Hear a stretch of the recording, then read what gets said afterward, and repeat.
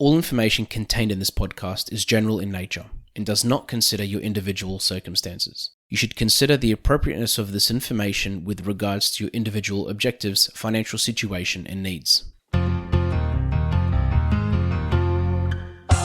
Welcome to Sharing More Than the Sheets, a podcast to help you and your partner make better financial and lifestyle decisions so that you can both focus on the things that you love. I'm your host, Michael Khouri, financial planner, green thumb, husband, and just dad.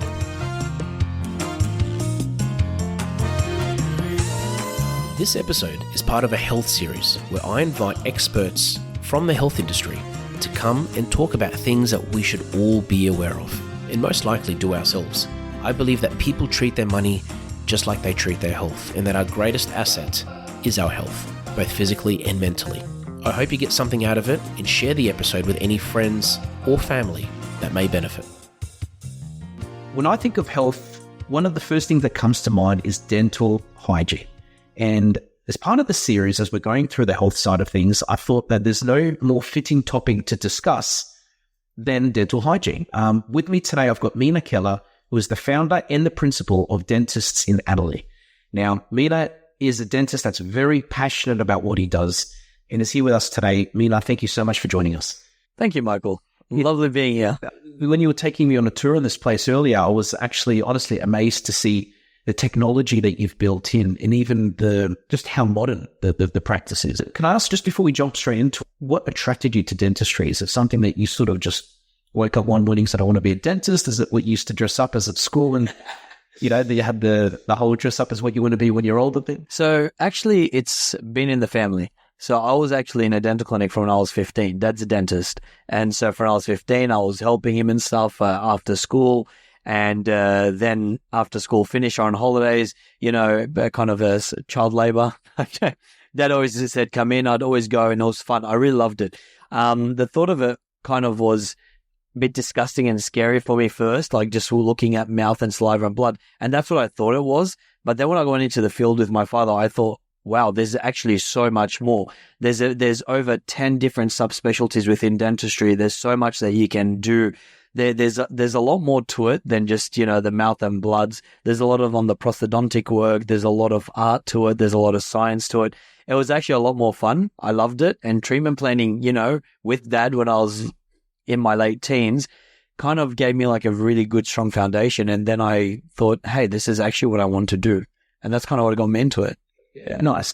And I think being in it as well, you sort of, like a lot of people, they get very overwhelmed about different areas or environments. And I think for you, maybe growing up in it, it just became sort of like a bit of a second home, and you probably just felt comfortable in the surroundings and the things around the area, like the tools, the equipment, everything just probably became very normal to you. Yeah, absolutely. I think just like anything, no matter what it is, whether you work, with animals or if you're a cardiovascular surgeon or cardiothoracic, whatever it is, anything you do more and a lot of it just becomes so natural. And when you start at something very young, it becomes even more natural. So it feels just like a second home. Yeah, that makes sense. And in dental hygiene, so can I ask, why would you say it's so important? Like apart from the obvious reason, it's like apart from having nice looking teeth. Yeah. Well, why would you say it's probably one of the number one things someone should actually be carrying about? Well, think of this statement, and you probably hear it yourself a lot. A lot of people say, well, I'm going to lose my teeth anyway because my parents did, okay? Or it doesn't matter what I do, my teeth aren't going to be strong enough.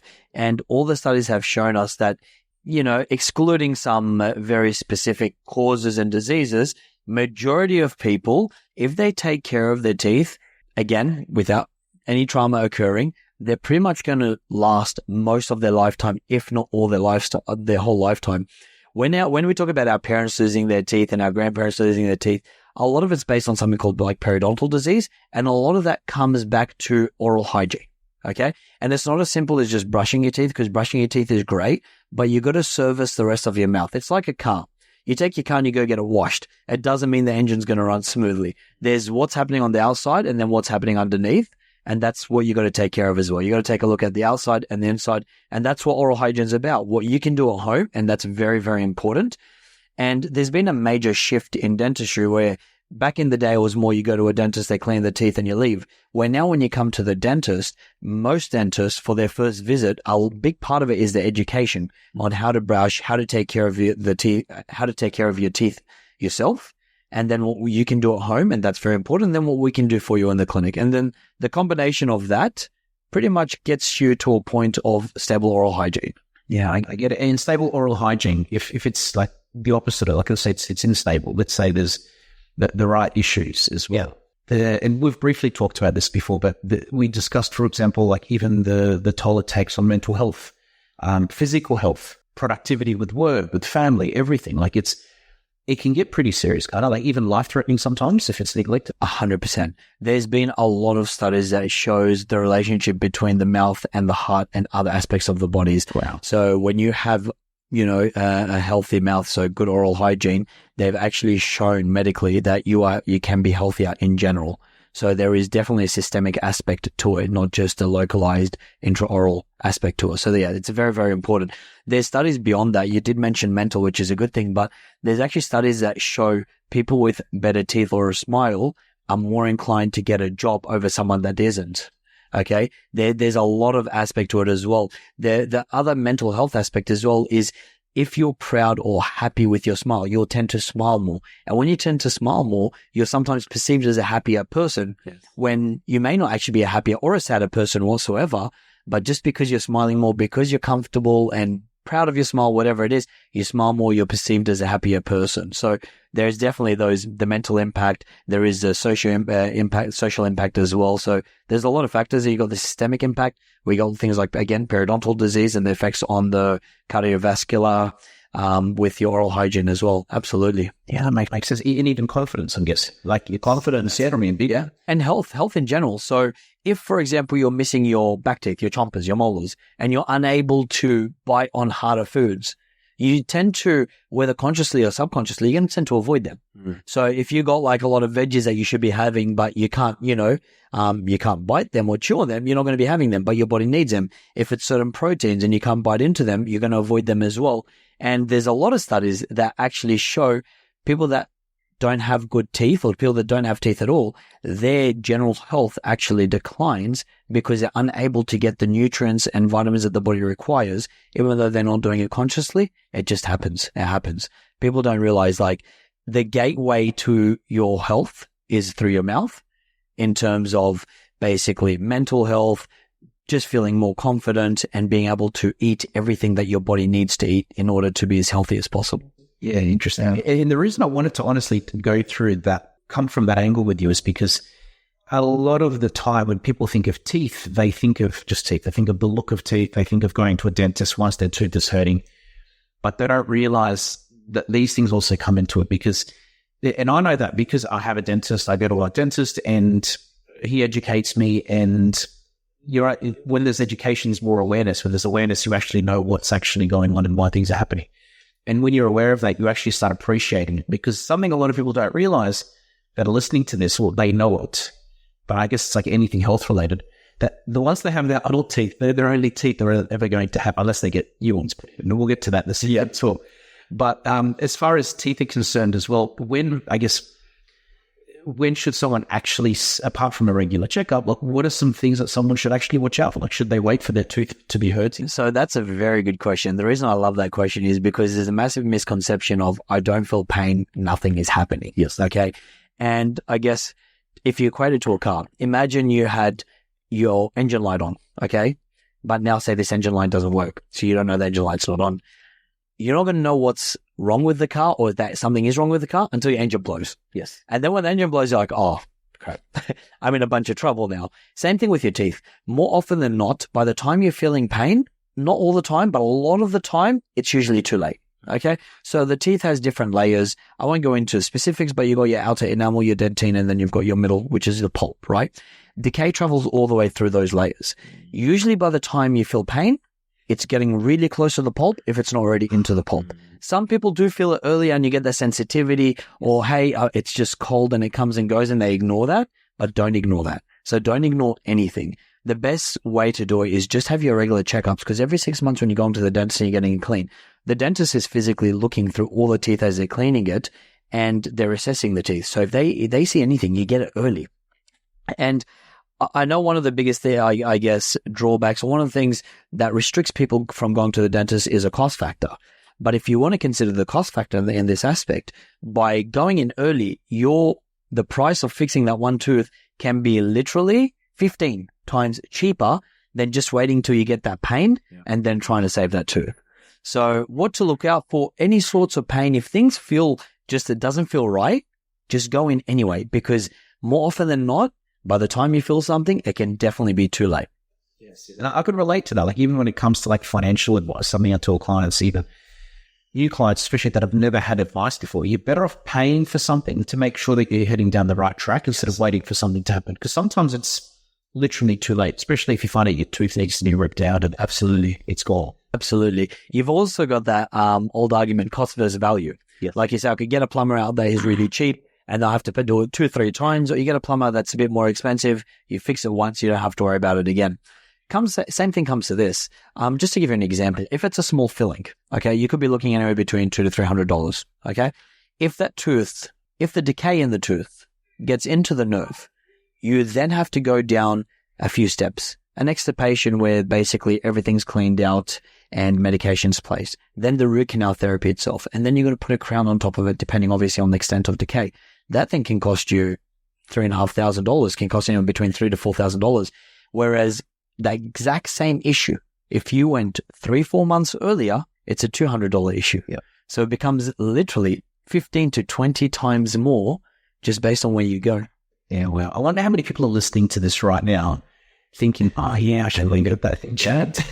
And the thing is, because cost is obviously a factor, it's on everyone's mind, especially this day and age, as you know, in your industry. When you get like your regular checkup and clean, or you go to a dentist for the first time, the initial appointment is usually predominantly covered by health insurance. And if you don't have health insurance, the average that you're looking at is around the $150 to $200 mark. And then you'll have a really good idea of everything from A to Z. You know, what you need, what needs to be done, the priority, what are the risk factors, what you can leave, what you don't have to leave. When you go see a dentist for the first time, it doesn't mean you have to get everything done the first time. You know, a good dentist will sit down and tell you, hey, there's 3 or 4 that are urgent. We can knock them out for a few $100s. The rest of them, hey, they've just started. Let's work towards getting them done over time, and then put a plan in place over the next 1 month or 12 months, whatever it is, to get everything sorted. Well, let's monitor this or let's monitor that. And Absolutely. yeah, interesting. Yeah, and also the other thing that comes to mind as well is parents that are listening to this that have kids, because just like the cost of one person, one person's treatment can become $3,000. The cost of 3 people's treatment can become pretty high. Obviously, usually kids aren't as bad because they haven't had their teeth for 10 or 20 years. But just to touch on kids for a second as well, like when is it too early to take a kid to a dentist? When should a parent should really consider taking the kids to a dentist? The first time you should take your kid to a dentist, it could be younger than 2, but 2 is usually the recommendation. At 2 years old. At 2 years old, you don't have to go to the dentist to do anything. But what I sell to a lot of my patients, because a lot of my patients have children, you see a lot of children as well. When they come in at 2 years old, we start to desensitize the child. Okay. So we don't necessarily have to do anything. So even if you bring the child with you in your appointment and sit the child on your lap while you lie down in the chair, they then get comfortable with that. Yeah. What we like to do personally is we bring them in, we put them into the chair, we lay the chair down, there's a TV up on the ceiling, and we put a kids show. And then we give them balloons and stickers. That's it. Okay. Sometimes you give them out like the instrument, nothing sharp, like you give them the mirror. They look at the hand mirror. They like to hold it, and that's about it. Yeah. Second visit, you can do something similar. We start counting their teeth. It kind of depends on the child. It's a very case by case. Some kids, I've had a 4-year-old kid where it was an emergency and we gave him 4 anesthetics. He fell asleep while doing that. Some kids just at seeing the mirror can get scared. But if you start the desensitizing process early, from about 2 years old, then honestly, by the time they're 2.5, 3.5, they come into the dental clinic and they enjoy it. Especially because what we do, and most of the clinics do this as well, we like to give them gifts. So you give them balloons, you give them stickers, you give them awards for doing, the first checkup and stuff like that. They absolutely love it. And we try to marry a positive feeling with the dental clinic that they love it. And we also try to make it look non-scary, as you've seen here. Yeah. These podcasts have been brought to you by Better Financial Planning Australia.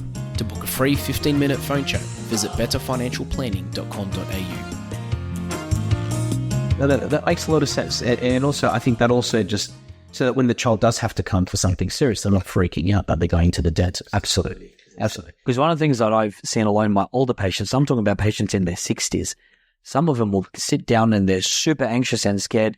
And the first dental visit is usually about getting to know the patient and then taking a look at everything. You're not doing much, obviously, depending if it's an emergency or not.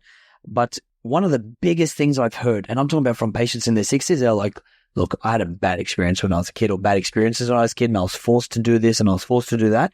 Until then, they sit down and they can't control it and they start sweating and they get anxious. And that's one thing I feel we've moved away from significantly.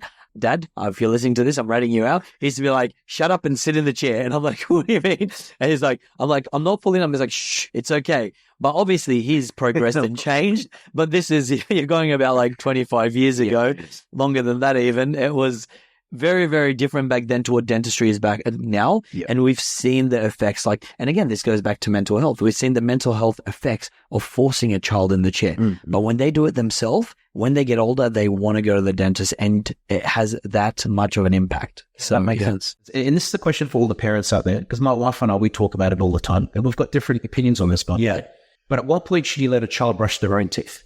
So, because there's, I guess, two parts to it. On one part, you want to make sure your kids' teeth are always done properly until you feel that they're, old enough to sort of do it themselves. But at the same time, you want them to get used to brushing their own teeth. Yeah. And I know there's no set rule and it depends on so many factors, but is there like some sort of guidance that you can give to parents listening to this? Yeah. It is a hard one because there is no set rules at all. Yeah. Like you've seen children that brush their teeth at very, very young ages and those that wait till they're, 8, 9 even, and the parents are still doing it. But I guess it's results based.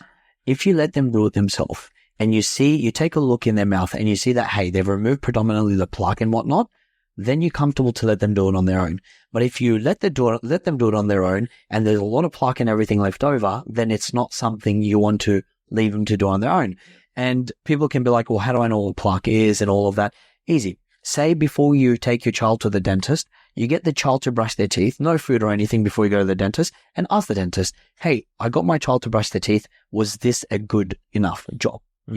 Or usually if you bring your kids in, the dentist can just give you a toothbrush. The child can go to the bathroom and brush their teeth, and we can then assess that. So there's ways of doing that. There's also plaque disclosing tablets, which shows you where plaque is. So your dentist can easily give that to you, and then you can make it as a game for the kids. And kids like that. It's like remove all the color from here. They're brushing it. They end up removing all the stains, and then you do that a few times, and then that becomes a habit. Yeah. So when should they start or stop? That's a very difficult one because again, it's so interesting how young some people are when they learn or master certain skills, and sometimes some people just take a little bit longer. And also, if somebody's looking for a dentist, so I'm sure there's a few people listening to this that have literally never seen a dentist in 5 or 10 years. They don't know where to begin. Like one option is obviously to look at their private health insurance, see if there's any, in the area that they sort of can get good rebates from, etc. One is probably to Google search. One is to ask on one of the local Facebook groups or something. And one, if they live in Adelaide, they should obviously check this place out. Yeah, absolutely. But can I ask, what are the things that someone should look for when they're walking into a dental practice? Because I think price should probably be one of the last things they look at. Yeah. What would you say is, top 3 things they get to pull through? So top 3, one of the biggest things I think is compatibility. Okay. So one dentist may be good for one person and not good with another person because we all have different personalities. It's like friends, who do I pick as a good friend? Who do I pick as a good dentist as well? I love going to Google because Google reviews are a big thing. And we do that when we go look at food or anything like that. And I think it should be a significant factor because if you go to a place that has a lot of Google reviews, meaning a lot of people have gone in there and they were happy enough to leave a review, that's a factor. But that's not a determining factor because that's basically something that can just guide you towards a potential dentist. Yeah. But once you've done that, you got to sit down with the dentist and see if they're the correct fit for you. Yes. Are they, because some people just kind of want to get the work done as soon as possible. Some people love to sit down and get the education from a dentist. So it's going to be a very personal thing. You got to actually just sit down with the dentist, see if they're the right personality suit for you. And then if they are, you can continue with them. 2, you want to find a dental clinic that's quite clean. You want to find a dental clinic that's up to date. So that they can provide you all the services that you need without having to jump from clinic to clinic.